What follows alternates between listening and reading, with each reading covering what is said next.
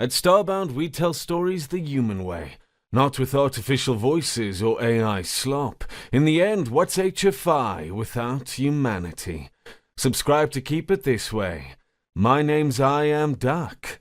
Let's begin. Councillor Zatik looked around and swallowed hard at the ridiculous level of secrecy surrounding the meeting.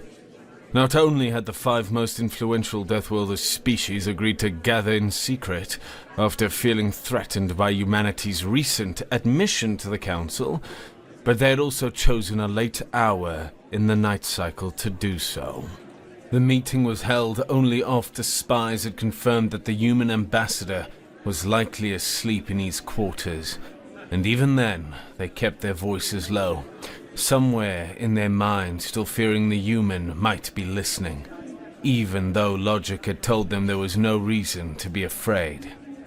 The chamber itself was dimly lit, the overhead illumination reduced to perhaps a quarter of its usual intensity. Shadows pulled in the corners of the circular room, and the large metallic table at the center gleamed dully under the weak light. Zatik shifted in his seat, his yellow antenna drooping in exhaustion. He had been pulled from the 3rd rotation of his sleeping circle, the most crucial phase for mental restoration, and his body protested with every movement. Did any of you also feel threatened when the human offered the tech trade deal? Zatik asked, his voice weak and uncertain. His yellow antenna hung limp against his head as he surveyed the faces of the other councillors. His purple eyes, usually bright and alert, were dulled by fatigue, and he feared that his tiredness was showing plainly on his yellow features. The question remained unanswered for a moment, and Zatik watched as the other councillors exchanged glances, each seemingly waiting for another to speak first. Then Blah, the reptilian representative, stood abruptly from his seat. He leaned forward over the table, his massive frame imposing even in this dim light. His pristine white scales reflected the warm illumination. Each scale was perfectly aligned, and his vertical pupils contracted just a bit as he focused on Zatik. "Of course we feel threatened," Blah said, his voice a low rumble, typical of reptilian species. "The prices the humans are asking are too low, and the scale of the trade is ridiculously high. It makes me wonder if this is not too good to be true." He paused, his forked tongue flickering out briefly to taste the air, a nervous habit of his species. "No, I say with certainty it's too good to be true. My economic advisors have run the numbers 3 times. 3! And every simulation shows the same result. At these prices, with this volume, the humans should be operating at a loss. It defies all logic." Zatik's antenna went limp at Blah's words. The reptilian wasn't prone to exaggeration, and if his advisors had run the numbers that many times, the concern was legitimate. He turned his attention to the 2 third representatives seated across from him. Tifa, the lean and agile nib, exchanged a long, meaningful look with Heliv, the muscular Tronet beside her. Their species had evolved on different worlds, separated by hundreds of light years, yet both had developed thick fur coats and similar social structures. They had become natural allies on the Council, open voting as a bloc on economic matters. Now, as their eyes met, some unspoken communication passed between them. "Yes," they said in unison. Tifa leaned forward, her silver fur clearly visible. Her whiskers moved up and down as she spoke, her tone analytical. "The humans are probably trying to make us dependent on their technology. Once our own industries crumble under the weight of their cheap imports, they'll raise the prices. It's a classic market manipulation strategy. My people have seen it before, executed by the Vorlax people 3 centuries ago. They flooded our markets with cheap agricultural processors, drove our manufacturers out of business, then quintupled their prices within a decade. We spent 2 generations recovering from that economic disaster." Hallev nodded, his broader frame shifting in his reinforced seat. Where Tifa was sleek and quick, he was solid muscle, built for endurance and strength. His brown fur was darker, almost black in the dim light, and his deep voice was powerful. "I have a different concern. The technology they're offering, it's too advanced, too integrated. What if they want to spy on us? Backdoors in the systems they're selling so cheaply would give them access to our communications, our infrastructure, our defense networks. We'd be inviting them into the heart of our civilization, and we'd be paying them for the privilege." Zatik felt his antenna go rigid at these words. Both concerns were sound, well-reasoned, and deeply troubling. The humans had arrived at the Deathworld Council with fanfare and promises, offering technological marvels at prices that seemed almost charitable. But Deathworld as species didn't survive by being charitable. They survived by being clever, by finding advantages, by exploiting weaknesses. What advantage were the humans seeking? He turned finally to the council president, Naini. She had remained silent throughout the exchange, her expression unreadable. She sat perfectly still in her specialized chair, designed to accommodate her species' unique, beautiful form. Her blue skin seemed to shimmer, an effect created by the microscopic scales that covered her body. Her semi-aquatic features were striking when compared to the others, large, dark eyes that could see in multiple spectrums. Gill slits along her neck covered by a small hydration device and webbing between her long fingers. "Naini," Zatik said, keeping his voice carefully neutral, "do you agree with the concerns of the others, or will you dismiss them just like you attempted to prevent this meeting from happening?" He knew he was being provocative, but exhaustion had stripped away some of his usual diplomatic restraint. Naini had fought hard against this secret gathering, arguing through encrypted channels that it was unnecessary, potentially insulting, and possibly dangerous if discovered. But she had been outvoted 4-1, and here they all were, skulking in the darkness like criminals. Naini slowly stood now, her movements fluid and somewhat graceful. She was taller than most species in the council, her elongated limbs giving her an almost ethereal quality. Zatik could tell she was about to speak because of the bubbles forming in the small device attached to her neck. The hydration apparatus kept the openings on her neck permanently moist, for her comfort rather their necessity. Since her species was able to breathe air normally and survive in dry environments for several hours, but the comfort of moisture, she had once explained, helped her think more clearly. "Your concerns are valid," Naini said. "This is the Deathworld Council, not the Galactic Council.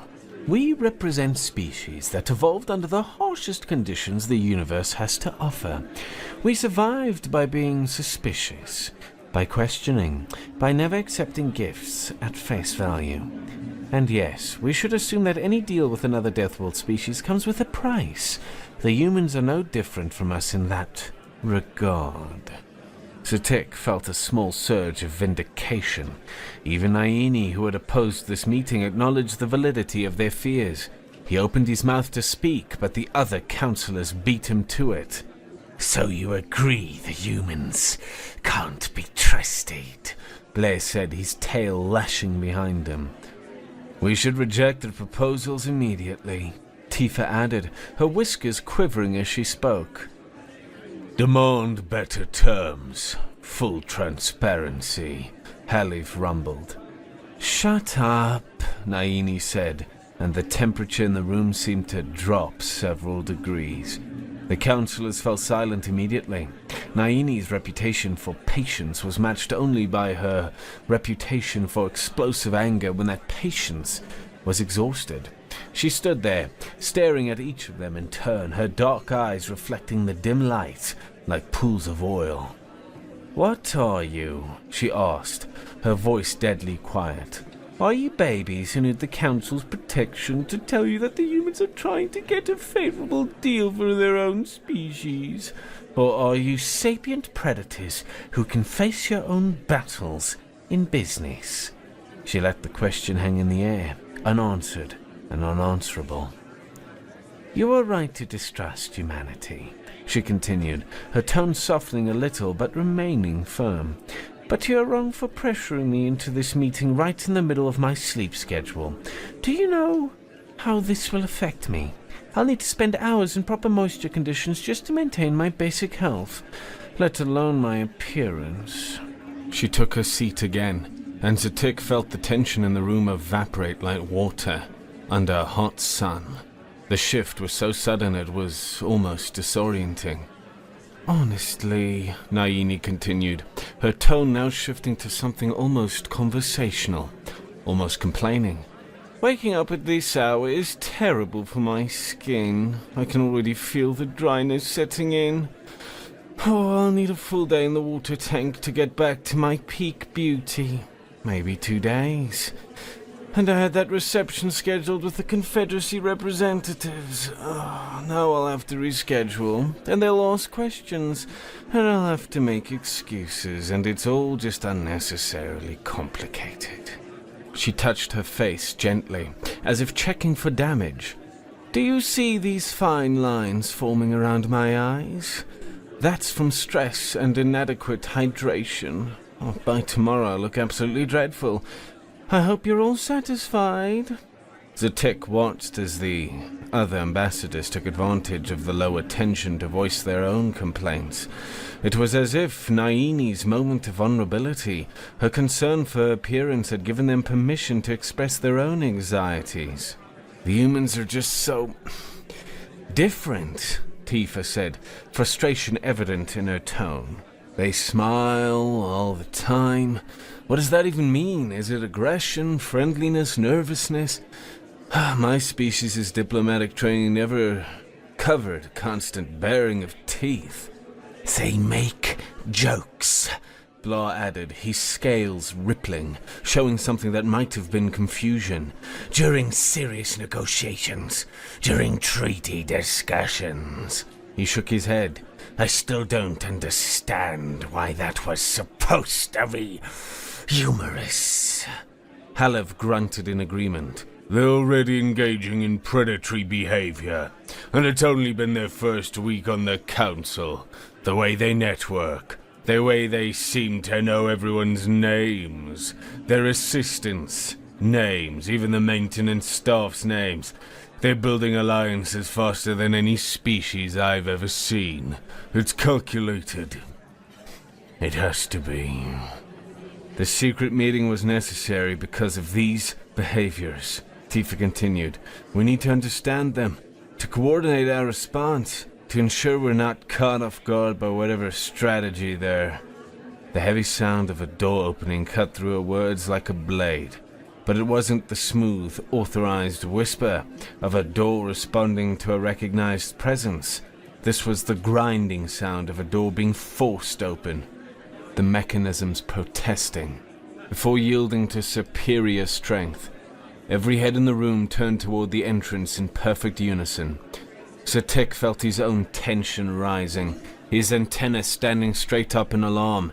His heart began beating faster, pumping his yellow blood harder through his system. Who could possibly be entering? They had taken every precaution, confirmed the human was asleep, posted watchers, encrypted their communications. Who could? The human walked into the meeting room. He was wearing what appeared to be sleeping garments, soft pants and a loose shirt, both in a dark blue color that seemed almost black in the weak light. His feet were bare, which for some reason struck Zatik as particularly jarring. The human's hair was disheveled, sticking up at odd angles, and there was a casualness to his posture that seemed completely at odds with the gravity of the situation. Then he smiled at them. That human smile, that baring of teeth that could mean so many things. "Sorry to interrupt," the the human said, his voice cheerful and completely without tension. "But I was taking a night stroll, and couldn't help but overhear that y'all decided to have a little meeting without me." He paused, his smile widening significantly. "So, what's going on?" Zatek saw confusion in the eyes of every other ambassador. Blah's vertical pupils had dilated to thin lines.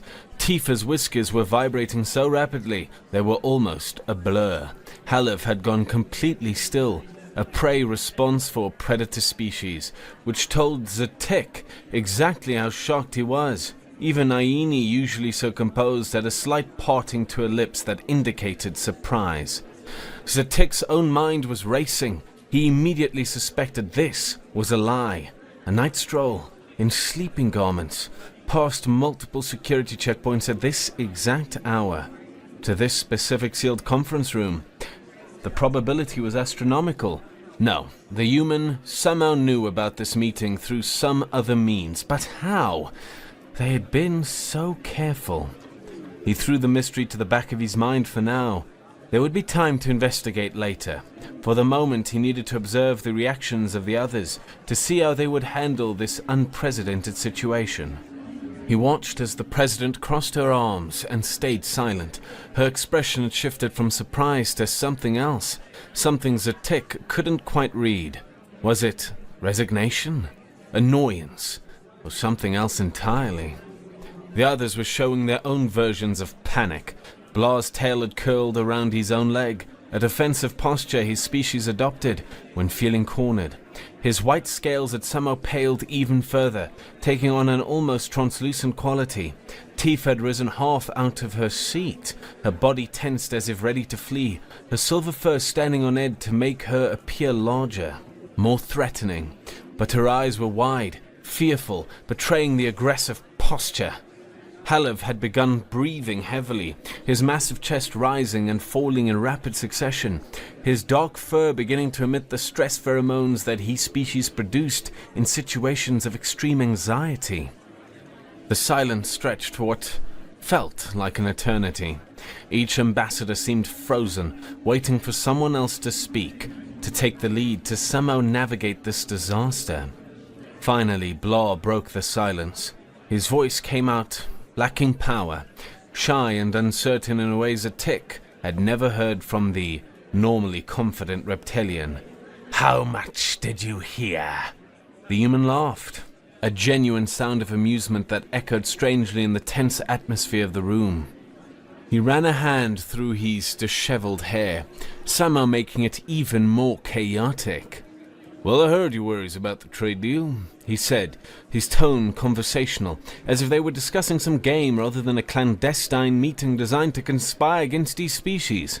"And honestly, I would have been happy to address these concerns if you just asked me directly. My door's always open. Well, not literally always, I do sleep, but you know what I mean, metaphorically open." The ambassadors exchanged long looks. Zatek could see the calculations happening behind their eyes, each trying to determine how much damage had been done, how much the human knew, what could be salvaged from this situation. Naini finally spoke, and Zatek could hear the fear in her voice, well concealed beneath her usual authoritative tone. "What do you have to say about our concerns?" Zatek saw her face shift the moment the words left her mouth, as if she regretted giving the human this opening, this acknowledgement of their anxieties and suspicions. The human said a long, as he scratched his head, his eyes looking upward as if consulting his memory. It was a remarkably casual gesture for such a fraught moment. "Well," he finally continued, "I should clarify something. Humanity didn't offer a single deal.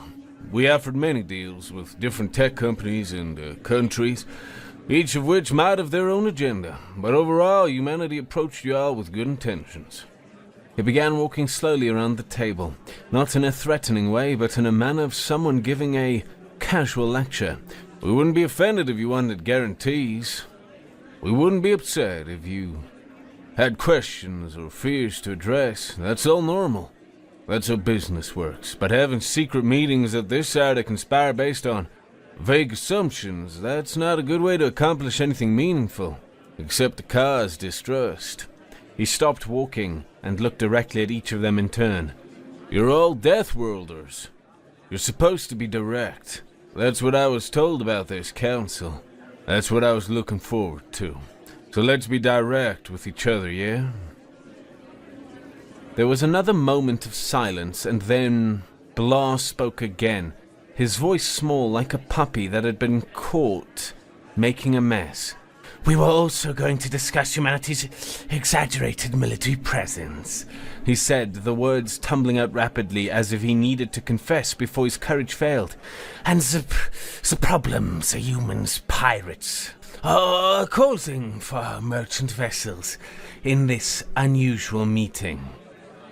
Zatik noticed that both Tifa and Halev stared at Blah as if he had just revealed their worst secrets without need, which in a sense he had.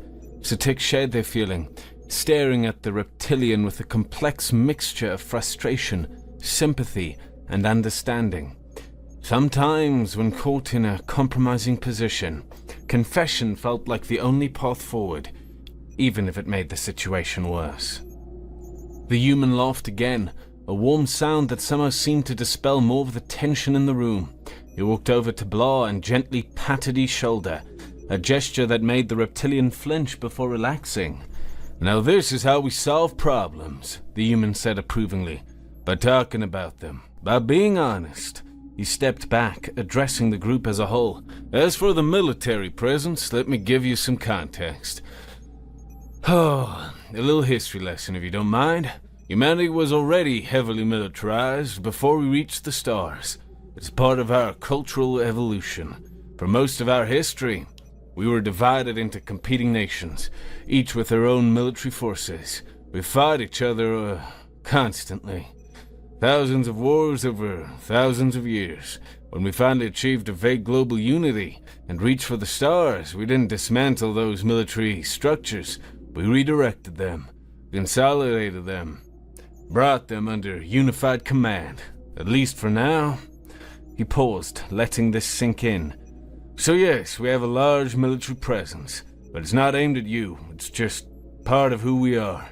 It's how we evolved, and honestly, in a galaxy full of Deathworld species, is it really surprising that we'd maintain strong defenses? He walked around to the other side of the table, his bare feet making soft sounds on the polished floor. As for the pirates, I want to address that directly. Those human pirates operating your space, they're criminals. They don't represent Earth. They don't represent our government. They're outlaws who fled our jurisdiction to prey on others. And we want them brought to justice as much as you do. He stopped and looked at each counselor with serious eyes. Earth would be very happy to help capture these human pirates. No cost, no conditions. There are criminals causing problems for the galaxy, and we'll take responsibility for dealing with them. We can coordinate with your security forces, share intelligence, provide tactical support, whatever you need. Zatik noticed that after a few moments of stunned silence, the tension in the room seemed to vanish almost completely. It was remarkable. The human had taken their fears, their conspiracies, their secret plotting, and diffused it all with simple directness and reasonable answers. One by one, the other counselors began speaking, their voices overlapping slightly in their eagerness to, what, apologize? Explain themselves. I think we were hasty in calling this meeting, Tifa said, her fur beginning to settle back into its normal pattern. We should have approached you directly with our concerns, Halev added, his breathing returning to normal. The secrecy was unnecessary, Blah admitted, his tail uncurling from around his leg. Even Naini spoke, though her tone remained cool and unapologetic.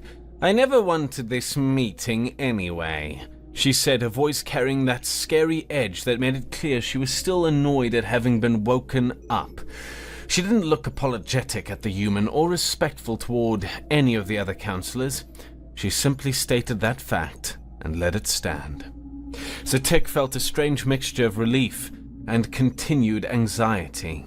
The immediate crisis seemed to have passed, but one question remained, growing larger in his mind with each passing second. The only thing that still needed to be explained was how the human had known this meeting was happening.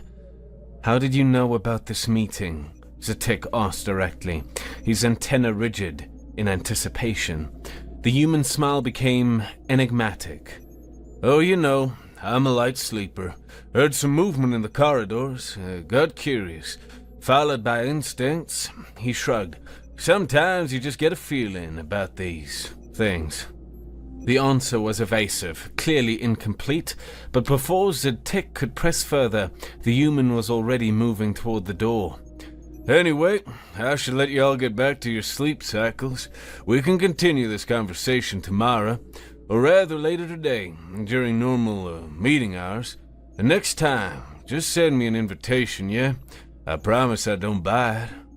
He waved cheerfully and left, the door sliding shut behind him. Zatek stared at the closed door. His confusion and desire for the truth only increased. The human's explanation had been completely unsatisfied, almost deliberately so. There was something else going on here, some piece of the puzzle he was missing, and it gnawed at him. Hours passed, and dawn was just on the horizon. Zatek stood in his private quarters, not paying attention to the red star that was about to rise beyond his window. The sky was beginning to lighten from black to deep purple, the first hints of the coming day painting the edges of the simulated skyline. But Zatek had no interest in the sunrise. His attention was focused entirely on the holographic display before him. He had initiated another secret meeting, this time excluding only the human. The irony wasn't lost on him, but this was too important. He needed answers. The images of the other 4 counselors appeared on the holographic display, each in their own private quarters. Blah looked exhausted, his scale somehow less bright than usual. Tifa and Halev both had the rumpled appearance of people who had tried to sleep but failed. Even Aini, usually impeccable, looked slightly disheveled, her blue skin not quite as radiant as normal. None of them looked happy to be awake for another meeting. "This had better be important, Zatek," Halev growled. "I had just managed to fall asleep." "It is," Zatek said, his antenna firm with conviction. "We need to discuss the mystery of how the human knew about our first meeting." Tifa sighed, her whiskers drooping. "Zatek, I appreciate your thoroughness, but some of us really do need to sleep." "Can't this wait until—" "No," Zatek interrupted, something he almost never did. "Think about it. We took every precaution. We confirmed the human was in his quarters. We used encrypted communications. We posted watches. We chose the least likely time. And yet, he walked in as if he had been expecting us to be there." Halev shifted, his earlier annoyance giving way to interest. "That is strange," he admitted. "His explanation was weak. Very weak. I didn't buy it at the time, but I was too caught off guard to press the issue." "Exactly," Zatek said, feeling vindicated. A night stroll, following corridor sounds, getting a feeling. Those aren't explanations.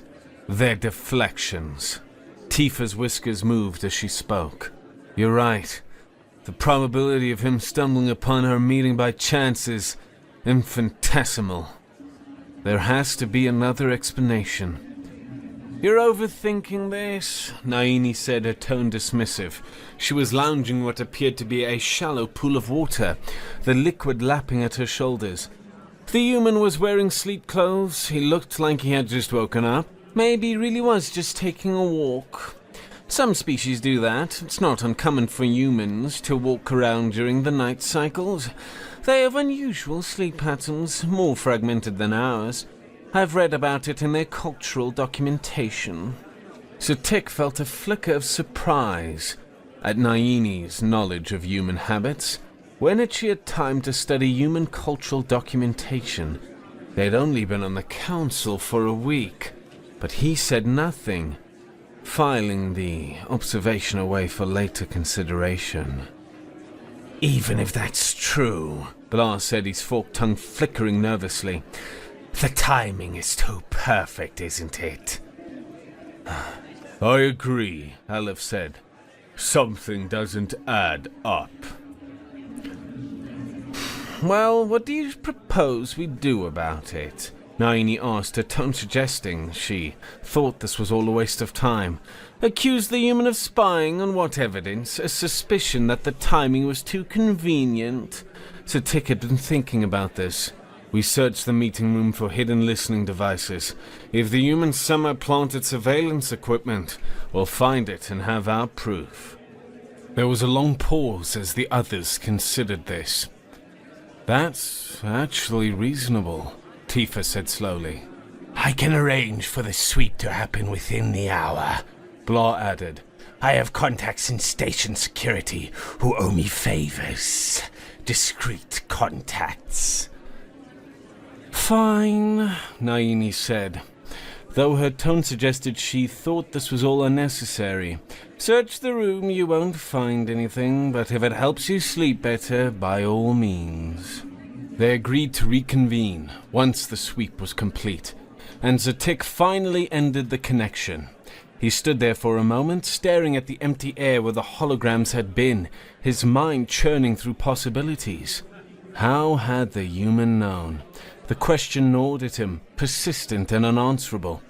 He looked toward his sleeping platform, its soft surface calling to him. His body ached with exhaustion, his antennae drooping despite his best efforts to keep them erect. He had been awake for far too long, operating well beyond his normal cycle. Zatik decided he had had enough. The security sweep would happen whether he was awake or not. The answers would wait until he had rested. He moved to his sleeping platform and allowed himself to finally rest. His last thought before unconsciousness claimed him was of the human smile, enigmatic and somehow knowing, as if he had been aware of a joke that no one else understood. Naini sat in her private quarters finishing the online meeting with the other counselors. The moment Zatik's image winked out, the last to disconnect, she let out a long, tired sigh and thought about how much she wished for some sleeping time. Her skin felt dry despite the water she was sitting in, and she could feel the exhaustion pulling at her like a physical weight. She moved toward her sleeping platform, a specialized bed that maintained optimal humidity levels. She was halfway there when she stopped, turned toward the bathroom and smiled. "Are you done?" she asked, her voice clear in the quiet room. There was no reply for a moment, just the sound of water running. Then the shower door opened, and the human stepped out, the towel draped over his shoulder. His hair was wet and slicked back, water droplets still clinging to his skin. "Are those guys suspicious of us?" he asked, his tone casual with an undercurrent of concern. Naini smiled, a genuine expression of amusement and satisfaction. "They don't have a clue." She moved to her sleeping platform and began adjusting the humidity settings. The human padded over to his own side of the platform. His side, she thought with a small thrill of pleasure at how natural the designation had become in such a short time. "They're going to sweep the meeting room for listening devices," she added, glancing at him with amusement dancing in her dark eyes. "They won't find any," he said confidently, sliding onto the platform beside her, "because there aren't any." Exactly. Naini allowed herself a moment of quiet satisfaction. They don't have a clue, she thought again. They don't have a clue that their secret meeting failed not because the humans had access to impossible intelligence, not because of sophisticated espionage networks or advanced surveillance technology, but because the human ambassador had been bold enough to ask the council president out to dinner on his first day in the Deathworld Council, and she had been intrigued enough to say yes. That dinner had led to a second. The second had led to long conversations extending into night cycles. The conversations had led to this, a relationship that was technically not against any rules. There were no regulations prohibiting counselors from forming personal connections, but would certainly raise questions if discovered. Questions about conflicts of interest, about divided loyalties, about whether the president could remain impartial. So they kept it quiet, secret, just for a while longer, until they figured out what this was between them. And when she had learnt about the planned secret meeting, because of course she had learnt about it, being council president gave her access to information streams the others didn't even know existed. She had told him, warned him. They had discussed how to handle it, ultimately deciding that a surprise appearance would be more effective than any official intervention she could make. It had worked perfectly. "You know they'll figure it out eventually," the human said, settling into the sleeping platform with a contented sigh. "Maybe," Naini agreed, adjusting the platform settings to accommodate both their species' needs, a compromise of temperature and humidity that they had worked out over the past few nights. "But by the time they do, it won't matter. The trade deals will be negotiated, the trust will be established, the council will have moved forward." "And us?" he asked, turning to look at her with those strange human eyes, so different from hers, yet somehow expressing emotion she could read perfectly. Naini smiled again, reaching out to touch his face gently, her webbed fingers cool against his warm skin. "We'll figure that out too."